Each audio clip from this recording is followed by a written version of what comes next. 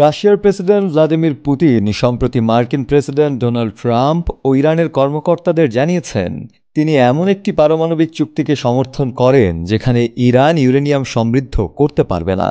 এমনটাই দাবি করেছে যুক্তরাষ্ট্র ভিত্তিক সংবাদ মাধ্যম অ্যাক্সিওস। শনিবার প্রকাশিত প্রতিবেদনে অ্যাক্সিওস জানায় মার্কিন ও ইরানি নেতাদের সঙ্গে পুতিনের এই যোগাযোগের বিষয়টি অবগত সূত্র থেকে জানা গেছে। প্রতিবেদনে বলা হয়েছে রুশ প্রেসিডেন্ট ইরানকে শূন্য সমৃদ্ধকরণ নীতিতে রাজি করানোর চেষ্টা করেছেন। ইউরোপীয় এক কর্মকর্তা বলেন পুতিন ইরানিদের উৎসাহ দিয়েছেন যাতে তারা এই প্রস্তাবে সম্মত হয়ে আমেরিকার সঙ্গে আলোচনার পথ সহজ করে তোলে। তবে ওই কর্মকর্তা আরও জানান ইরান এই প্রস্তাব স্পষ্টভাবে প্রত্যাখ্যান করেছে। মূলত পারমাণবিক সমৃদ্ধকরণ ইস্যুই দীর্ঘদিন ধরে ইরানের সঙ্গে কোনো চুক্তির পথে বড় বাধা হয়ে দাঁড়িয়েছে। ইরান বরাবরই তার মাটিতে ইউরেনিয়াম সমৃদ্ধ করার অধিকার বজায় রাখার পক্ষে অবস্থান নিয়েছে।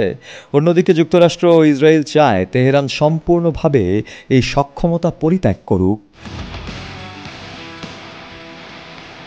এক্সিওসের প্রতিবেদন প্রকাশের পর ইরানের পররাষ্ট্রমন্ত্রী আব্বাস আরাকচি তেহরানের বিদেশি কূটনৈতিকদের সঙ্গে আলোচনায় বলেন নতুন যে কোনো পারমাণবিক চুক্তিতে ইউরেনিয়াম সমৃদ্ধ করার ইরানের অধিকারকে সম্মান জানাতে হবে।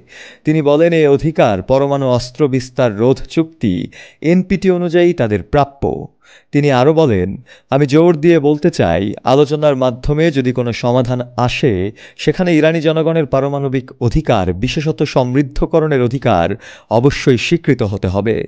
তিনি আরও যুক্ত করে বলেন আমরা এমন কোনো চুক্তি মানব না যেখানে ইউরেনিয়াম সমৃদ্ধকরণের বিষয়টি অন্তর্ভুক্ত নয়।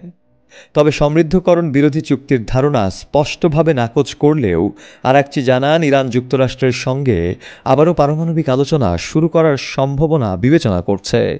গত এক মাসেরও বেশি সময় ধরে ইসরায়েলের সঙ্গে 12 দিনের যুদ্ধের কারণে এই আলোচনা বন্ধ ছিল বলেও জানান আরাকচি। শফিউল মাওলা, কালের কণ্ঠ।